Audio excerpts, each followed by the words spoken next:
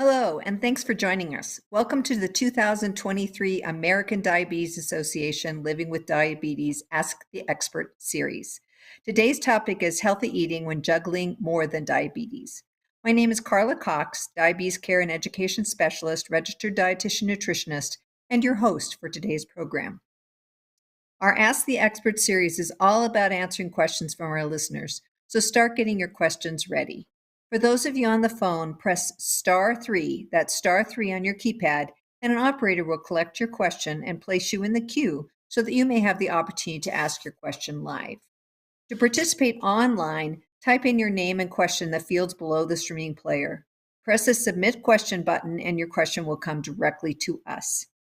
Stay with us through the hour and you will learn useful tips to help you live well on your journey with diabetes. In addition, we invite you to provide us with your feedback in a survey at the end of the event. So please stay with us. Okay, now a little bit by why we're here today.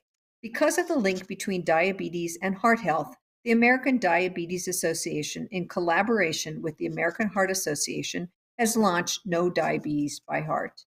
With support from founding sponsor Novo Nordisk, as well as national sponsor Bayer, the No Diabetes by Heart initiative provides tools and resources for people living with type 2 diabetes to learn how to reduce their risk of cardiovascular disease. As part of the initiative, the ADA is holding this free educational Q&A once a month. We'll cover information and tips to help you take charge of your health. When you have diabetes, it increases your risk of heart disease, stroke, and kidney disease. Make sure when you see your doctor, you talk about your risk and work towards prevention, and visit nodiabetesbyheart.org for more information. And now, I am absolutely delighted to introduce our guest speaker for today, Allison Evert. Allison has worked with people with diabetes and those at risk of diabetes for over 35 years. She is both a registered dietitian and certified diabetes care and education specialist. She recently retired. Over her 37-year career as a diabetes nutrition educator, she's held a variety of positions, working with a pediatric endocrinologist for over 10 years, worked as an educator in an outpatient diabetes clinic, and most recently managed a team of registered dietitians and diabetes educators in 14 primary care clinics associated with the University of Washington School of Medicine. She has written numerous patient education handouts for the ADA and presents frequently on the importance of individualizing the eating plan for people with diabetes, because there is no one eating plan that works for everyone with diabetes. So, Allison, I'm so happy you're here. Do you have a few extra words you'd like to introduce yourself with? I would just like to say, Carla, thank you very much for the invitation to be a part of this program today, and for the American Diabetes Association for always remembering the important role and including the registered dietitian nutritionist as part of the healthcare team. And also many thanks to the sponsors for making this available to so many people. Yeah, well, once again, delighted to have you here. So thank you. As we are waiting for our callers and online listeners to chime in, I'm going to kick off with the first question. Sometimes healthy eating can seem so overwhelming. Have you any quick tips to start us off? I think as Carla mentioned at the very beginning, there's no one eating plan, and you'll hear Carla and I use that term a lot. I think the term diet has such negative connotations. As dietitians, we chuckle, we say die with a T.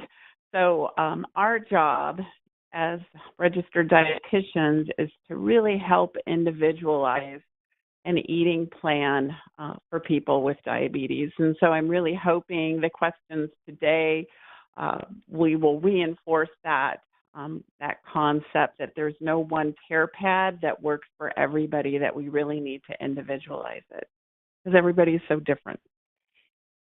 Thank you. If you're just joining us, welcome to today's Ask the Experts Q&A, Healthy Eating When Juggling More Than Diabetes. As a reminder, for those of you on the phone, press *3, that's *3 on your keypad, and an operator will collect your question and place you in the queue so that you can have the opportunity to ask your question live. To participate online, type in your name and question in the fields below the streaming player.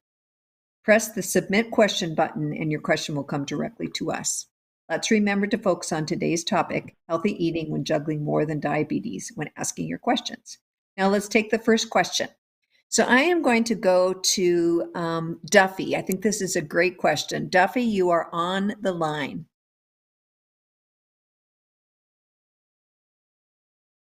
I'm Duffy, are here. you there? Okay. Yes, I'm here. What is your, go ahead. What is your question?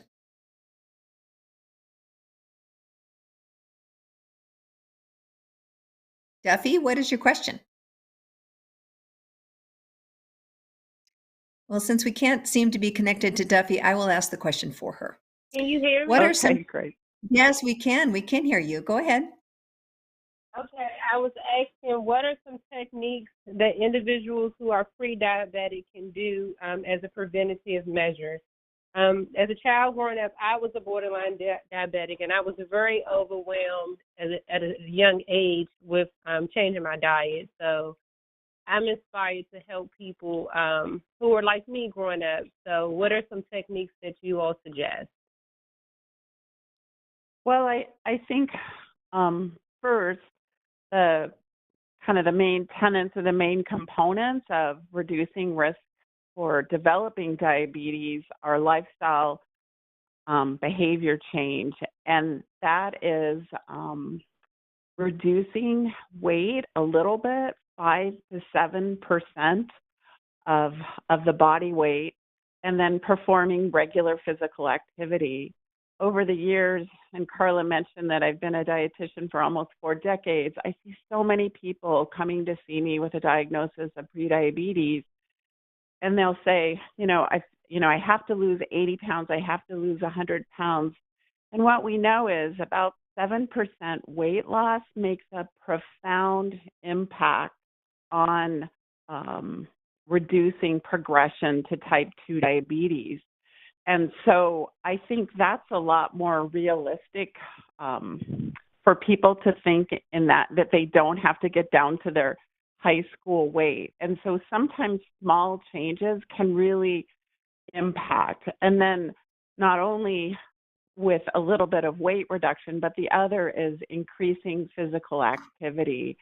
The goal is 150 minutes of physical activity over the week, 30 minutes 5 times a week. And if you can't do 30 minutes to start out with, short walk, walking around your apartment, walking to the corner, walking to the mailbox, and building up time. But I think we often, as educators, maybe try to have our patients and our clients tackle too much, whereas really small change can be very impactful.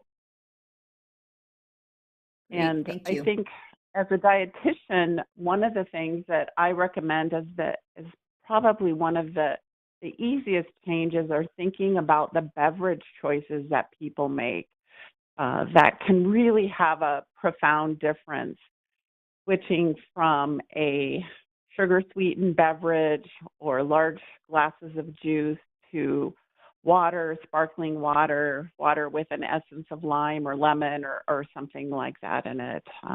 So, anyways, I guess next question, Carla, unless you have Yeah. anything else to add. No, I think that's good. And this is a good follow-up question. It's actually a write-in from Linda.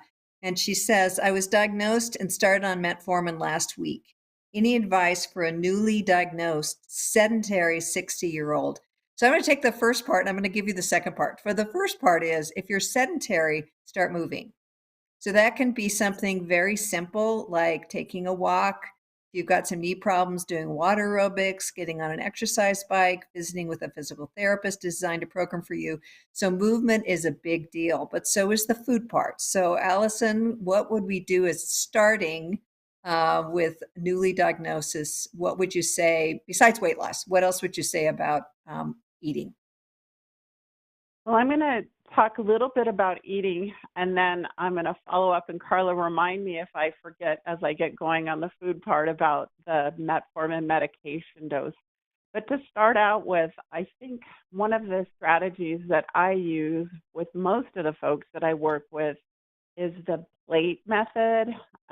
You're probably all familiar with that, but It's a 9-inch Chinette kind of size picnic plate. If you think of that, if you close your eyes, that's the size of plate that we're talking about. And filling that half of your plate with non-starchy vegetables. And so starchy vegetables would be potatoes, yams, sweet potatoes, corn, and peas. So we're talking about non-starchy vegetables. Um, and trying to, if you're not used to eating any, even having a quarter of a plate of those would be a good starting point. On the other half of the plate, if you look at your palm, if you look at your hand, a palm-sized portion of protein, and then if you make a fifth-sized portion of starch, potatoes, rice, noodles, your peas, your corn, things like that. If you're a person that likes a hot dish or a casserole, chicken enchiladas, spaghetti and meatballs, that could be that combination of starch and protein can be on the other side of your plate because we don't always just eat a serving of traditional animal protein. Sometimes we eat combinations of starch and protein together. And then I think it's important to eat that whole plate and then wait 15 minutes before you have second helpings. Sometimes if we eat fast, we don't give our stomach a chance to catch up with our feeling of fullness with our head. So that's where you could sip on some water or do something like that. But slowing down eating, as a young dietetic intern, I remember one of my professors saying, if you look at people at a buffet or a banquet, the people that tend to eat the fastest tend to be heavier than people that eat slower. It was just something that's always stuck with me. So I think when you eat slower, you have a more likelihood of becoming full and then stopping naturally. The other thing is with the metformin dose, that is an extremely effective medication. It's very inexpensive, but the main side effect of metformin is it can cause some GI upsets, diarrhea, bloating, unless it is very slowly started.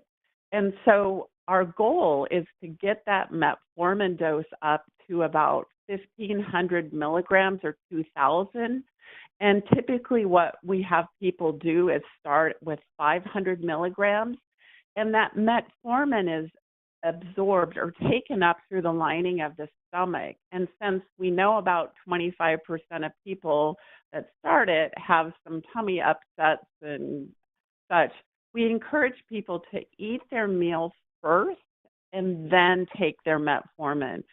We don't want you taking 2,000 milligram tablets with black coffee in the morning and then driving to work. So we want you to slowly start the first one and then the second one is added. And the reason why we're going slowly is to reduce the GI or gastrointestinal side effects. But the therapeutic dose, the one that we want to get you to, is about 1,500, 2,000 milligrams. Hey, Carla? Great. Thank you. Okay, we have a question coming in from Judith. This is a great question, and I think one lots of people ask. So, Judith, you're on the line. How long does it usually take from changing one's diet and exercise regime to seeing a decrease in A1C for both diabetics and pre-diabetics? So that's a really great question. So the A1C is a measure of kind of the sugar, the amount of glucose that is wrapped around the red blood cell. And so when they extract a little sample, pull out some blood, and measure that sugar coating on the outside of the cell, outside of the red blood cell, it takes about 3 months to see a meaningful change. Every day we have new red blood cells that are kind of being born and launched into our bloodstream. And after 3 months go by, they're turning over. So if a sample is pulled out, it gives us an idea of what the glucose or sugar environment in that bloodstream has been over the last 3 months. So it's really like 2 or 3 months before we'll really see a change. If you're using a glucose meter or a continuous glucose monitor, you can see that change kind of happen more rapidly. But if the only way that your glucose is being measured is through that A1C, it's about 2 or 3 months to see a complete turnover. Thank you. We have a question coming from Alan, and Alan is from California. Alan, you're on the line. How do I juggle a type 2 diabetes diet with a chronic kidney disease diet? That is very, it's hard to do both. I think when we're looking at somebody, or I'm working with somebody that has diabetes and also chronic kidney disease, we want to make sure that the glucose level is in a healthy range for that individual. So working on strategies that can help, improve glucose, but also we want to make sure that that person has healthy blood pressures too. We want to help reduce the progression of, the kidney disease if we can. And that's where I recommend when you're juggling these two things, if you can ask your physician or nurse practitioner or PA or whoever you see that is managing your diabetes care for a referral to a registered dietitian. And based on, what your A1C level is or what your blood pressure is, they can help you kind of get started on what is kind of the most helpful for you as the individual. As Carla and we try to practice something that we call patient-centered care. So our job is to sit down with you and work with you and see what your goals are. It might be that in your situation, your glucose goals are in a healthy range. And so then I would, if your blood pressure's high, work with you on strategies to help to reduce that blood pressure. So I don't know, is it Mark that was still on the line? Is he struggling with one aspect more than the other? He's not still on the line, but I would just say both of them are an issue, right? Yeah. So Okay. I would work with portion control, with, if the blood sugars were high, with looking at how much carbohydrate, if there were some strategies that we could do, looking at the beverage choices. If blood pressure was more of a concern, I would kind of try to focus in on that, looking at how much sodium he would be getting in the day, in terms of use of fast foods and processed foods. If there's ways that we could work in some perhaps more home prepared things, or using, if you are using things that are more ready to make, working with you on a goal of looking at a sodium budget of about 2,300 milligrams per day. If you're eating 3 meals a day, so 3 divided by 2,300 is about a sodium budget of about 600 to 700 per meal if you are eating things that come out of a package, if you're not making them yourself. And that, if you're eating packaged or processed foods or quick ready to eat things, looking at kind of giving yourself a sodium budget per meal. So those would be some strategies I'd start with. So you could see with Allison's response, which is excellent, is that it's so individualized. So speaking with a registered dietitian nutritionist, when you have even one diagnosis, but multiple diagnoses becomes very important. So this is an interesting question coming in from Donna. Donna's from Pennsylvania. Donna, you're on the line. Hi, thank you so much for having this available to us. I've been fortunate. I started with metformin. I have high sensitivity to medication. It put me in the hospital. It shot my blood pressure through the roof. So my doctor and I agreed that I would work with a diet. And I was able to go from 11.81C down to 6 in 3 months.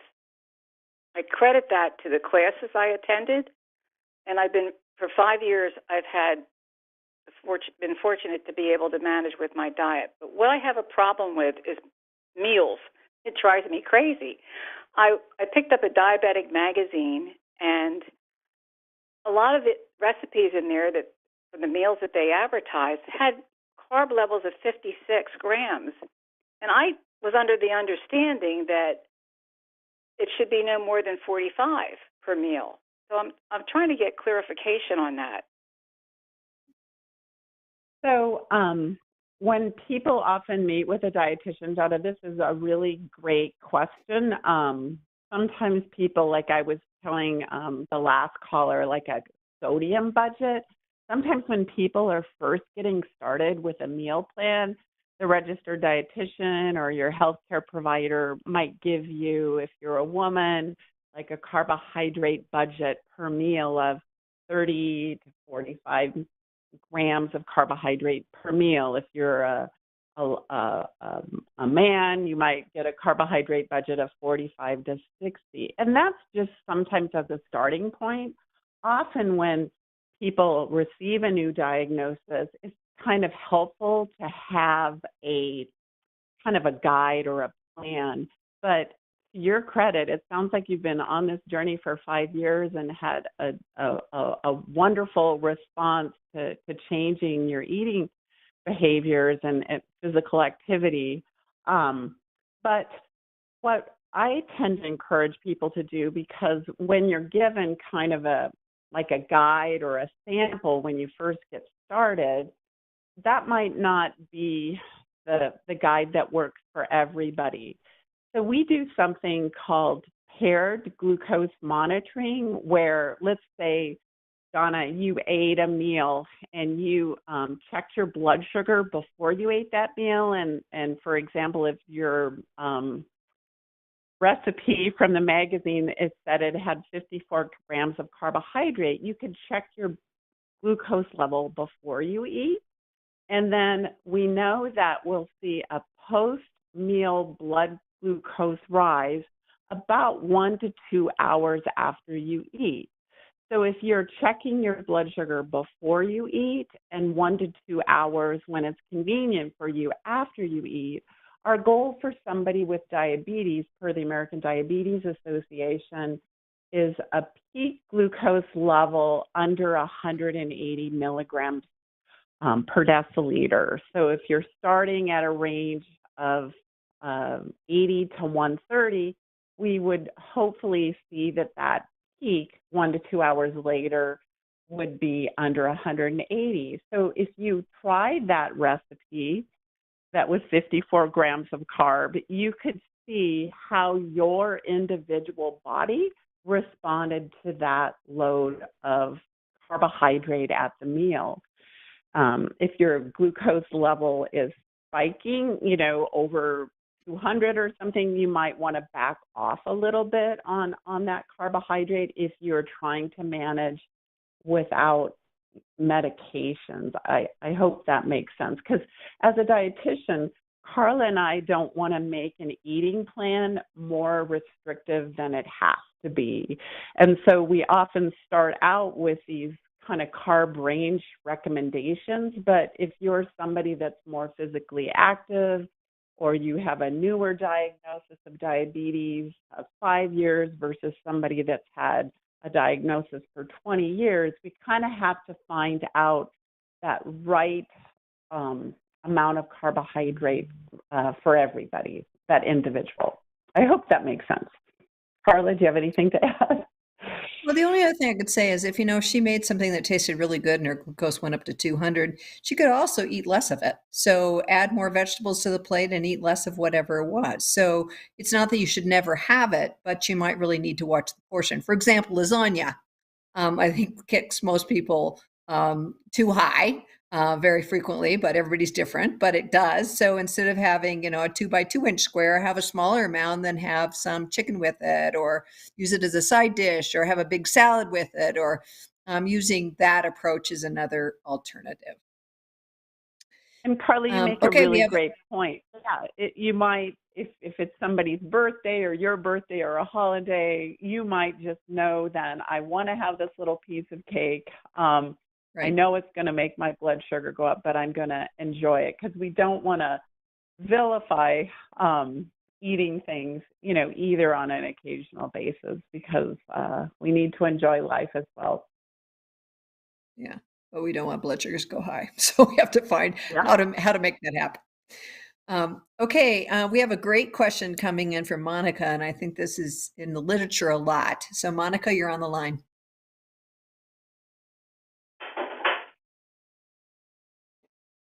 Hi, Monica. Yes.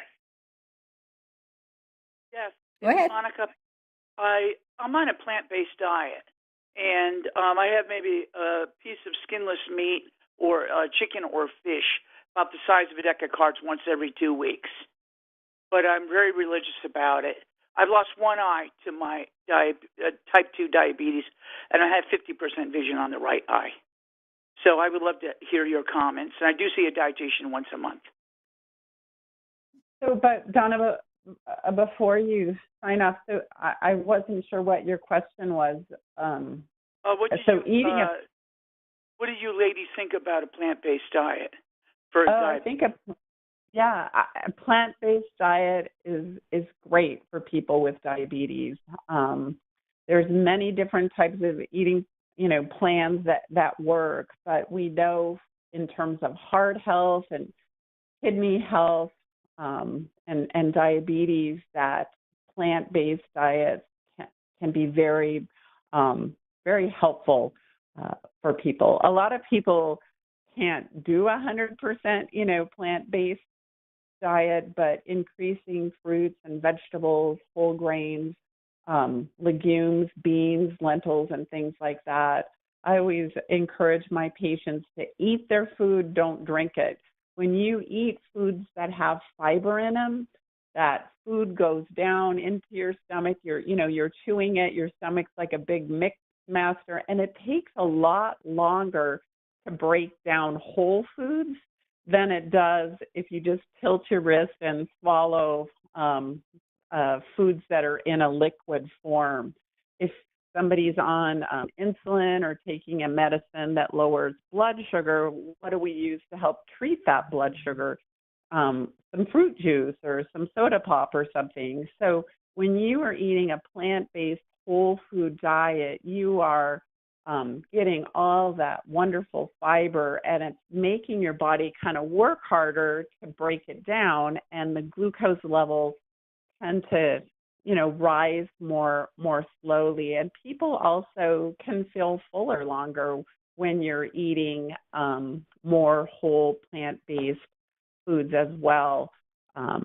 Traditionally, people eat protein, and fat that's in the protein at a meal, but we also forget that fiber can delay the emptying of the stomach as well and reduce the amount of saturated fats and cholesterol and such that people eat. So, so plant-based diets are super healthy. So we have a bucket load of questions coming in online, so I'm going to ask a couple of them. One of them comes in from Anita, and she wants to know what the best fruit to eat that won't spike her glucose levels. So the This is a great question, Carla. You know, we had just talked about it. So everybody is so different. So what I would do is I would start with a hand-sized portion. If you look at your cupped hand, eat a serving that big, check your blood sugar before you eat it, and then 1 to 2 hours later. And I always say we are our own science experiment. So you can see individually what kind of impact that different type of fruit has on your blood sugar. I think fruit has been kind of given a bad rap over the years, but once again, as I was talking about with fruit, when it's in a fresh form, it has fiber in it, and it makes my body work harder to break it down. Now, we probably can't sit down and have a bowl of cherries in one sitting or a whole bag of grapes or something like that. But I would maybe start out with a hand-sized portion and do your own science experiment on yourself. Yeah, and I do think there are some fruits that tend to be less have less of a response. For example, blueberries and strawberries. And there's a few of those that have a lot of Raspberries. water in them, I think, and so they're not Mhm. so concentrated. But once again, checking your glucose before and after and seeing what works for you is great recommendation. Okay, we have another coming in, written in from Jean.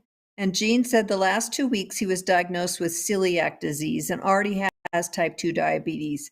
Doesn't know what to do. So, do you have some recommendations for someone with celiac? So I have celiac too. It is pretty challenging. I didn't get diagnosed either until I was older, even though I'm a dietitian. So I think the good news is for people that have celiac is there's so many more options of foods than there used to be. I think things are labeled so much better than they used to be. I think if you've been a lifetime bread and pasta eater, that you're probably grieving the loss of those things like I did myself.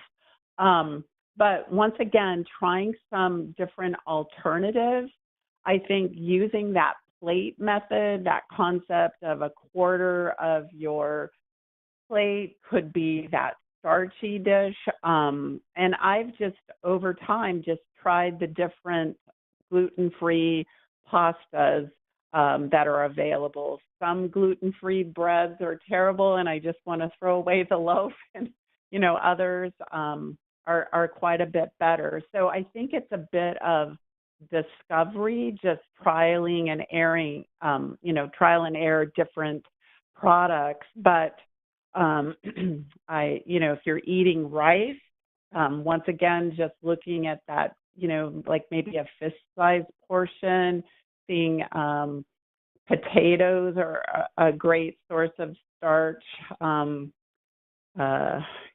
a starch alternative to noodles and breads and things like that. But if it isn't labeled, staying gluten-free, looking at the ingredient list, usually at the very end in bold print, it will have also at the end of the ingredient list, it'll say in bold, this product contains, and it might say, eggs or soy or wheat. And then that's another way to look to see if that product is appropriate for you or not.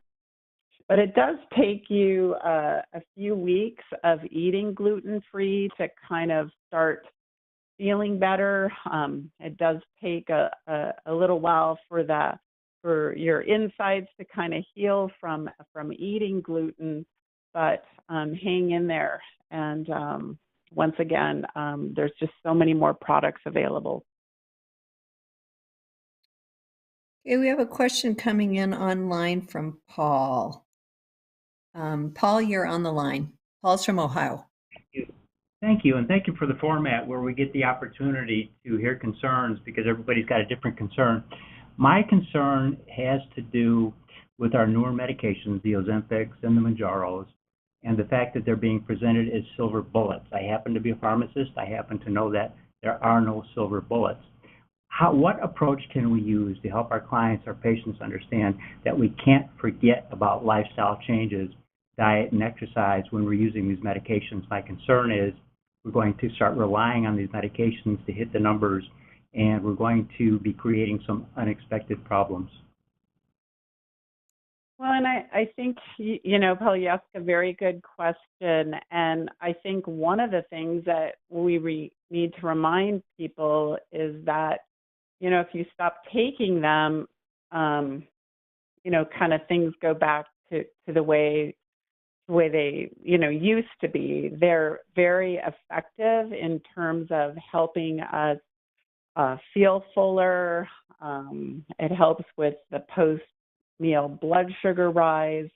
But as a dietitian, and maybe Carla can chime in, too, I've seen a lot of people that have gotten pretty constipated from these medications to the point of having to stop taking them. And so I think, to your point too, Paul, we need to remind people that it's not just a silver bullet, but we still need to be eating healthful foods. And so with a diagnosis of diabetes and also trying to lose weight, if that's the goal, is to incorporate these higher fiber whole foods into the diet. That's just a long-term healthy modification, moving forward as well. Making sure have a good fluid intake, as well. Carla, do you have anything to add? Well, I think one of the most important things about lifestyle is that you can use less medication. So, I don't think any of us want to use a lot of medication because there's almost always some, as you're mentioning, some side effects for using them. They're great if we need them, but how to reduce the amount that you need. For example, hypertensive medication. Well, if you lose 10 pounds, you might be able to cut it in half. So I think the lifestyle issue, which Paul is mentioning, is such an important component of taking care of your diabetes. And once again, you can probably use less medication, including less insulin if you're on insulin. So lifestyle is important. So I have an interesting question coming in from Keith, and Keith is from your home state of Washington. Keith, you're on the phone. Hi, we do an awful lot of bicycling. I have really severe cardiac issues and diabetes, but it's well controlled. My A1C is 6.8, but my real question is, when I'm bicycling, I try to, if I'm going to have that piece of candy, I have it before I go ride for 2-3 hours. But my metabolism extends beyond that. I was always taught for at least an hour or two after I'm done exercising, my metabolism's still going strong.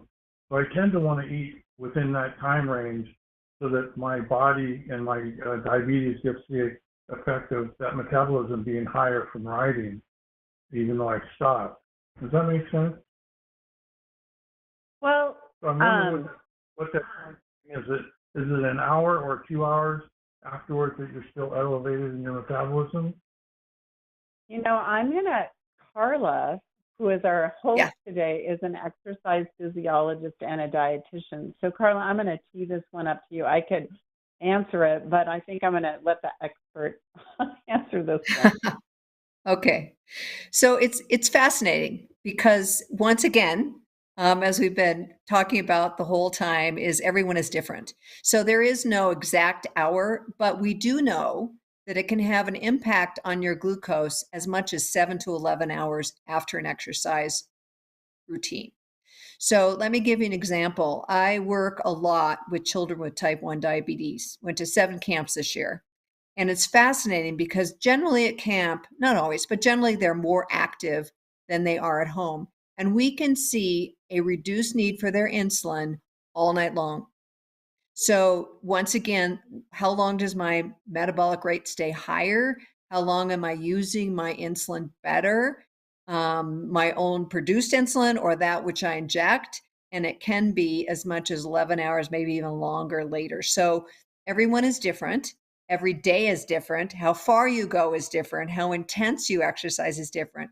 But realize that it is generally a long time afterwards. In fact, if you do some intense exercise, like intervals, if you get on your bike and ride really, really hard, your blood sugar may actually go up for a short time and then fall afterwards. So, not a precise answer, but once again, having a continuous monitor, for example, you can really see what the impact is on a day-to-day basis.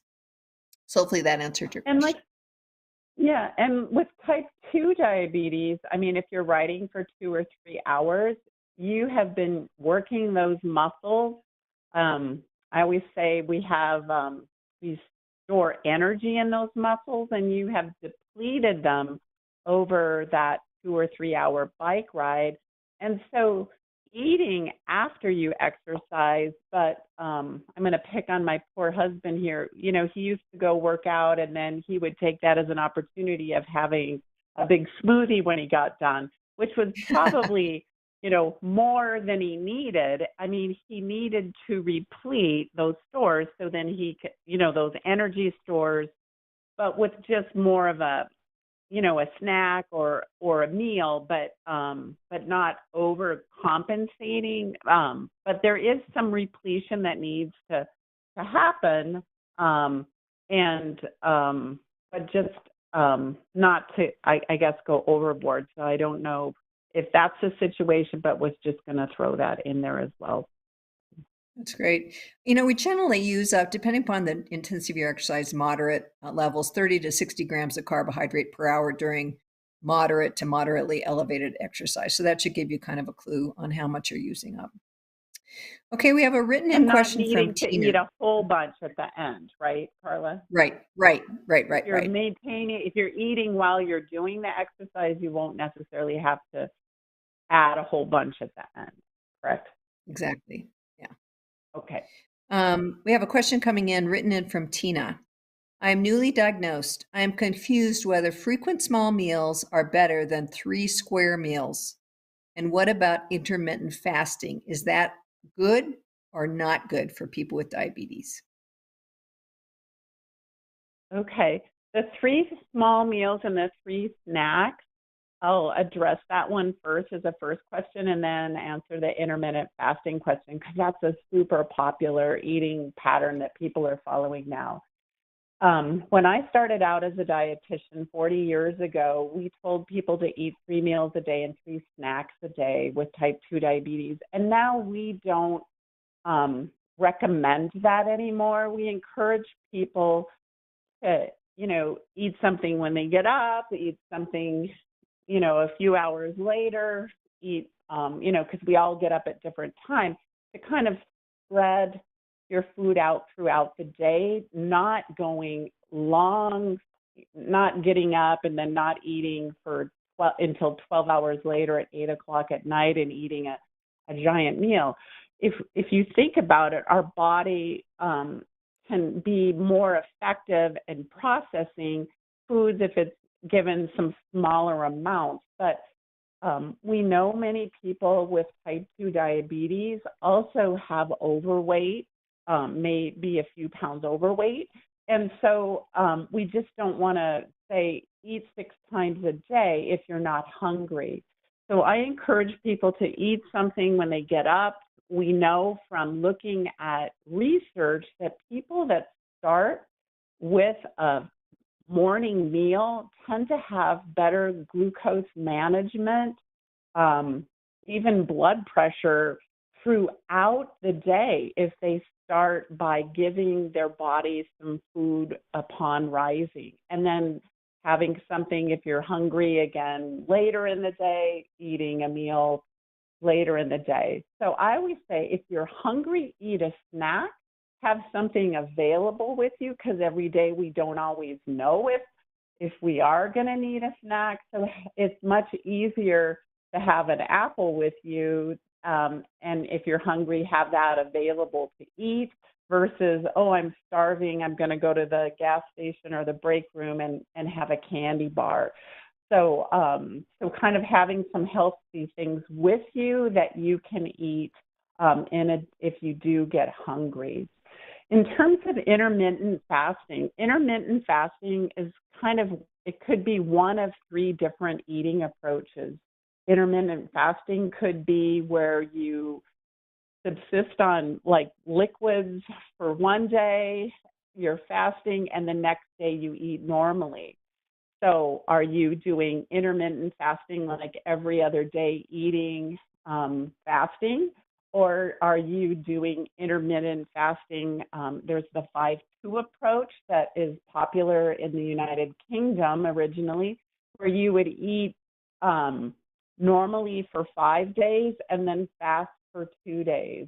Or are you using time-restricted eating, where you're maybe getting up and eating breakfast and lunch, and then you're stopping at 3 or 4 in the afternoon and not eating until the next morning? Or are you doing time-restricted eating, where you might eat your meals and stop at 8 o'clock at night and not eat until the next day?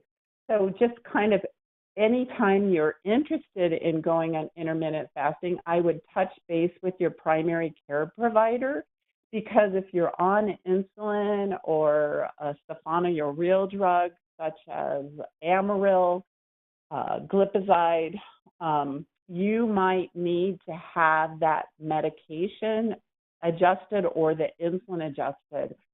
So we want you to touch base with your provider before you started, but you have to tell them what type of fasting, that the intermittent fasting that you're interested in doing. And then the other thing that we really encourage people to do is, if they're not monitoring their glucose levels frequently, to really kind of ramp up their glucose monitoring, be it by traditional glucose meter or continuous glucose monitoring, when they're starting that intermittent fasting. Are you feeling lightheaded because you're hungry? Or are you feeling lightheaded because your blood pressure is low? So just having that information available and sharing it with your provider. Great. So I have one more writing question. Then we have so many questions. We're going to have to do this again because we're not answering all the questions. But here's one, a writing question. What can you suggest for meal planning, especially for dinner? I do okay for breakfast and lunch, but I'm finding I just eat anything available for dinner or get fast food. So can you give us just kind of a couple ideas for a well-balanced dinner that probably won't take a lot of time to make? Well, the first thing I would say is, it's so hard. I'm a dietitian, and Carla probably can say this too. We don't plan 7 days of meals. Do you, Carla? So I would No. say, give yourself a break and just say, this week I'm going to sit down and think about 3 meals of food that I can have on hand in my kitchen when I get home. So start with 3 days and go to the grocery store, not when you're hungry, and get 3 meals. There's websites that are associated. Know Your Diabetes, Carla, I think that have great recipes. The Diabetes Association has the Diabetes Food Hub. Find 3 recipes online or in cookbooks at home, and get those ingredients in your house, because it's a lot harder at 5 o'clock to think about what you want to have for dinner than if you go home at 5 or 6 o'clock and those foods are there. And then planning to have those ingredients on hand, because nobody wants to buy a bunch of food and have it turn into a science project, right, in their refrigerators. So start with 3 days would be my suggestion. That's great advice. All right, so this unfortunately wraps up our last question for the session. Allison, I hope you'll come back on another one of these because we got a lot of questions left. But a few items before we close for today. Allison, could you give us 3 quick takeaways from today that you want to make sure everyone understands? Well, my first takeaway would be, if you're trying to increase your fruit and vegetable intake, count to 5. start in the morning, and when you eat a piece of fruit or have some mini carrots at lunch or have a salad for dinner, you're going to count 1, 2, 3, 4. You want to get up to 5 servings or more of fruits and vegetables, and you have to start in the morning because it's impossible to get to 5 if you start at dinner time. As I mentioned before, eat your food, don't drink it. Make your body work to digest the food that you eat. Use blood glucose monitoring or CGM to see what the individual impact of the foods that you're choosing to eat are on your individual body. And if you are struggling with high blood pressure, just know that trying to reduce your salt intake that you're adding, your taste buds get blind to the taste of foods when if you're used to salting a lot, and it can take 6 or 7 or 8 weeks for your taste buds to kind of get used to eating a lower salt diet. So hang in there if you're working on reducing your sodium intake. Perfect. To help you feel confident about your ability to manage your diabetes, heart health, and kidney disease, we encourage you and your loved ones to talk to your doctor and dietitian as well about your risk for heart disease, stroke, and kidney disease. Go to knowdiabetesbyheart.org and learn more. Register for the next event at diabetes.org/experts and sign up for diabetes education near you. Link to these resources can be found on our registration webpage, diabetes.org/experts. Thank you for all of your great questions you called in and wrote in with. We are sorry we were unable to get all of your questions today on this live Q&A event. If you have questions about this event, you are welcome to contact us at askada@diabetes.org or by calling 1-800-342-2383. Please stay on the line for our survey to help us with future planning for our events. Thriving with diabetes takes a team, and we're here to support you. Special thanks to our expert, Allison Evert. I am Carla Cox, and on behalf of the ADA team, we want to thank you for joining us today, and we would like to forward you to connecting with you at our next, we look forward to connecting with you at our next event. Join us for more KDBH events, October 10, Trouble Sleeping at Night, Lack of Sleep Can Impact Your Health, and November 14, Technology and Diabetes. Please visit our website for more information at diabetes.org/experts and register today. If you have any questions about this event, please email us at askada@diabetes.org. Include Ask the Experts Q&A in your subject line, and thank you for joining us. And now to our short survey. Thank you for participating in the American Diabetes Association's Ask the Experts event. We hope you can stay on the line for the next 5 to 7 minutes to share your honest and valuable feedback to help us improve upcoming events. All responses are confidential. Please let us know your level of agreement with these statements. Question 1. This event met my expectations today. For yes, press 1. For no, press 2.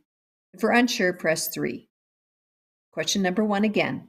This event met my expectations today. For yes, press 1. For no, press 2. And for unsure, press 3. If you feel you could use some support for managing your diabetes, check out the diabetes.org website. There are lots of links to information that can help you with your diabetes journey. Question number 2. I will attend another Ask the Experts event. For yes, press 1. For no, press 2. And for unsure, press 3. Question number 2 again. I will attend another Ask the Experts event. For yes, press 1. For no, press 2. For unsure, press 3. You can find delicious and healthy recipes and menus to enhance your eating. Check out the website www.diabetesfoodhub.org. On to question 3. Question 3. This event improved my knowledge of eating healthy. For yes, press 1. For no, press 2. For unsure, press 3. Again, question number 3. This event improved my knowledge of eating healthy. For yes, press 1. For no, press 2. And for unsure, press 3. Did you know that there are approximately 37 million people with diabetes? You are not alone. All right, we go on to question number 4. I intend to use the knowledge I gained in my and my loved one's next appointment with a healthcare professional. For yes, press 1. For no, press 2. And for unsure, press 3. Question number 4 again. I intend to use the knowledge I gained in my loved one's next appointment with a healthcare professional. For yes, press 1. For no, press 2. And for unsure, press 3. Keeping your glucose within target range of 70 to 180, approximately 70% of the time, is an international recommendation for diabetes management.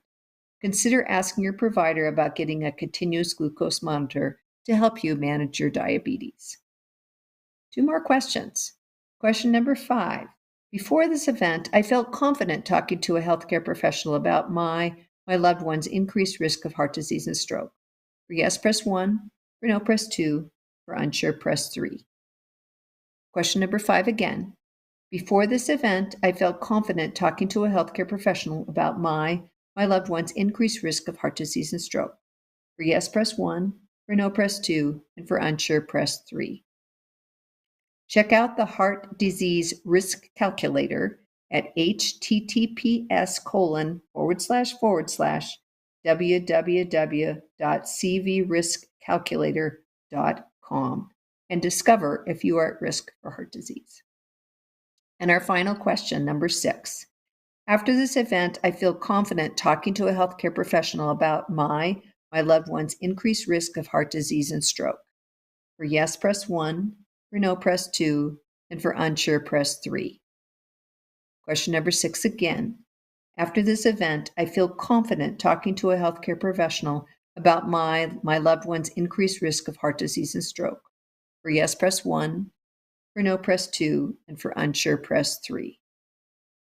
We sincerely appreciate your time and look forward to engaging with you on a future Ask the Experts event. Please visit diabetes.org/experts to learn about upcoming events.